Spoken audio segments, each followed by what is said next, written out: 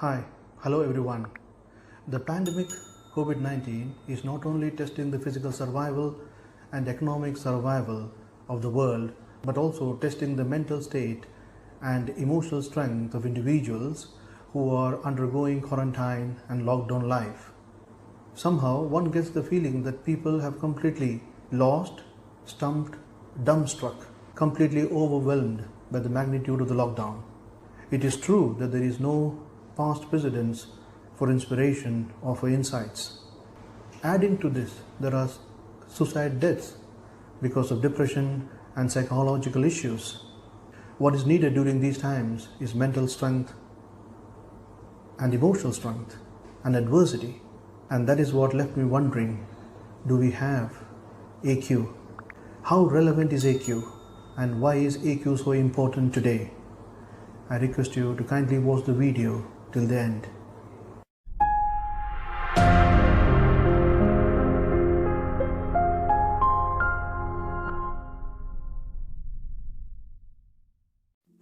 An adversity quotient, AQ, is a score that measures the ability of a person to deal with adversities in his or her life. Hence, it is commonly known as the science of resilience. The term was coined by Dr. Paul Scholes in 1997 in his book Adversity Quotient: Turning Obstacles into Opportunities.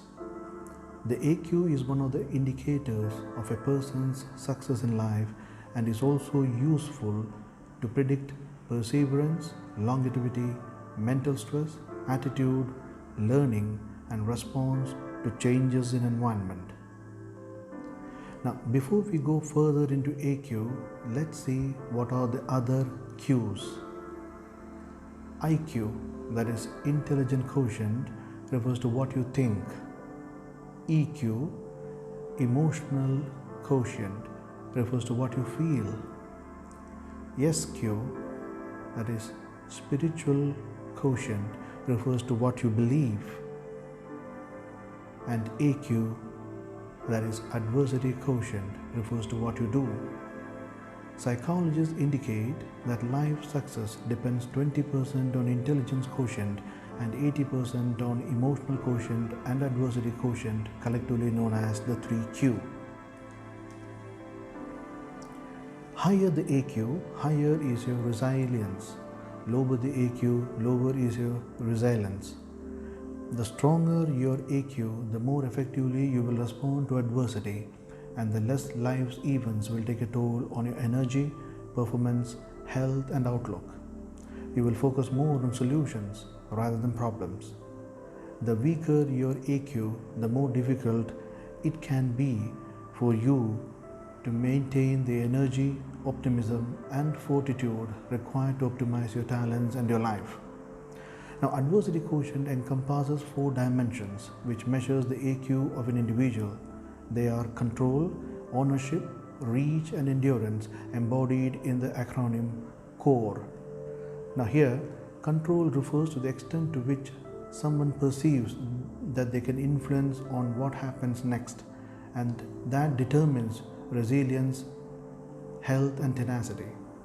Ownership refers to likelihood that someone will actually do anything to improve the situation regardless of the responsibilities, and that determines accountability, responsibility, action, and engagement. Reach refers to the extent to which someone perceives an adversity will reach into and affect other aspects of the situation and is determined by burden, stress, energy, and effort. Endurance is the length of time the individual perceives the adversity will last or endure and is determined by hope, optimism, willingness to persevere. If emotional quotient is one's ability to handle emotions well, then adversity quotient is the ability to handle adversities well. It is one of the most sought after characteristics of a person in many industries. It is known by many other names like grit, persistence, tenacity, self-sufficiency, and is also associated with stability, strength, and power. Nothing, however, has a past parallel to what has hit the world and the economy in the past 3 months. A virus has not only taken an unprecedented toll of lives, but has also devastated livelihoods at a never-before scale and magnitude. We have no choice but to bounce back in the face of adversity. Some people are seemed to be born with the ability to overcome setbacks with relative ease. It's a trait that experts refer to as resilience. While there are some people who seem to least understand and accept when a sudden problem arises. Instead of dealing with it, they hardly find solutions and tend to give up without realizing their potential. Now let's look at the quitters, campers and climbers. Quitters have very little capacity and willingness to accept challenges. They have the tendency to allow adversity to endure for much longer time and blame others for their failure. They don't achieve anything in life. For campers, they do have some capacity for challenge and do lose hope in adverse situations. They have the habit of blaming others when tensed, and as such, they do have their share of few achievements and success. Climbers have tremendous potential and capacity to accept challenges. They focus on solutions rather than problems. They have willingness and persevere to reach their goals. Moreover, they are tenacious and resilient and understand for top. If you look at the qualities of a person with high adverse quotient, one can find that the person is someone who can stick out in a job in spite of his dire circumstances. In the face of adversity, high AQ people will regard it with some level of perceived control, which means they think they have some level of influence over the adversity. Of course, not all adversities can be controlled, but people who believe they can achieve despite dire circumstances have the incentive to act. Another trait of people with high AQ is having high endurance, who perceive adversity as something temporary because they hope that such adversity will pass. According to Professor Paul Stoles, a person's health, happiness, and wealth are factors affected by adversity quotient. As such, a high AQ is a reliable predictor of whether a person will succeed in life or not. The good news is that adversity quotient is age irrelevant, says Dr. Stoles. Please watch this video.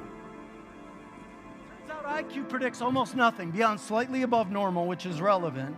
It predicts nothing about health, happiness, wealth, many of the key factors of success. This thing we call your AQ does.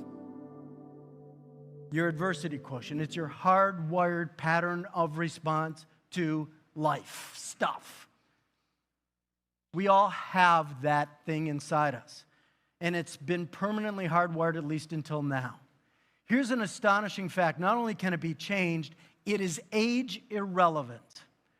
The differences that we see in AQ improvement when we take people through the protocol on doing this are statistically no different for someone who's 67 versus 17. Isn't that amazing? So when you think of all the factors that influence your happiness, well-being, and success, which ones are affected by your AQ? I love that sound. This gentle mumble in the room. All of them, all of them, all of them. So what you're basically saying is you're saying, here's the one thing that if we could focus on in our busy, complex, demanding lives, if we could focus on one thing that would fortify and enhance everything else. Here's the second question. Can you think of anything more profound or more important for you to focus on that would have a bigger impact? Leaders have high adversity quotient but also have good IQ and EQ. There are many examples of people who fought adversities and have become successful. The richest person in the whole world could not make any money at first. Bill Gates' first company failed miserably. When Gates and his partner Paul Allen tried to sell it, the product would not even work. Gates and Allen didn't let that stop them from trying again to fix the problem. The failures helped in preparing them to make Microsoft's first product a couple of years later. There was a time, somewhere in the year 2000, Amitabh Bachchan was feeling disastrous because he had no films, no money, no company, many legal cases against him, and the tax authorities had put notice of recovery in his house. The megastar was then in his late 50s. It was this time when Amitabh got a huge breakthrough with KBC It propelled him into national stardom and helped in the reversal of his fortunes. As of today, nobody can match Amitabh on Kaun Banega Crorepati. Oprah Winfrey. She's one of the most successful and richest people in the world today, but Winfrey didn't always have it so easy. She was repeatedly molested by her cousin, uncle, and a family friend. She eventually ran away from home and at age 14 gave birth to a baby boy who shortly died after. But Winfrey's tragic past didn't stop her from becoming the force she is today. She excelled as an honor student in high school and won an oratory contest, which secured her a full scholarship to college. Now the entrepreneur and personality has the admiration of millions and a net worth of over US dollars 2.9 billion. Franklin Roosevelt became partially paralyzed at 39. Roosevelt developed polio, which eventually left him paralyzed from the waist down for the rest of his life. Even though he couldn't walk, he went on to lead the United States as one of the most respected and memorable presidents in history. Now, talking about Thomas Edison, we don't know the exact number of attempts and failures Edison had before he created the light bulb. It is debated that he failed 10,000 times. But what a great personality Edison was. When asked about his repeated failures, he responded, saying, "I have not failed, I have just found 10,000 ways that don't work." AQ is the key determinant of success and winning in a person's life. This does not mean that EQ, SQ, and IQ are irrelevant. Resilience in the face of stressful situations and in a world of rapid changes determines success in life. In workplace, in business, in personal life, when one faces difficulties yet fights out the problem courageously and moves ahead is a person with good AQ. It does not matter who you are, in which position you are, and what profession you do. Rising to the occasion, especially during times of difficulty, will determine growth, development, and success. Before we conclude, let's see the 4 steps that can help one to create greater EQ in yourself and those around you. First is to see it, acknowledge that change is needed, then own it, take ownership of the situation, solve it, develop the action plan, and then do it, execute the change. We all face some or the other adversities in life. It's only during adversities that one really becomes acquainted with himself. What is needed is to increase resilience to overcome adversities in life. IQ, EQ, SQ are all important, but when it comes to dealing with challenges or catastrophe, EQ is a more powerful coping mechanism. Adversity can distress us or bless us. The way we use adversity is strictly in our hands, and it is solely our choice. Thank you for watching.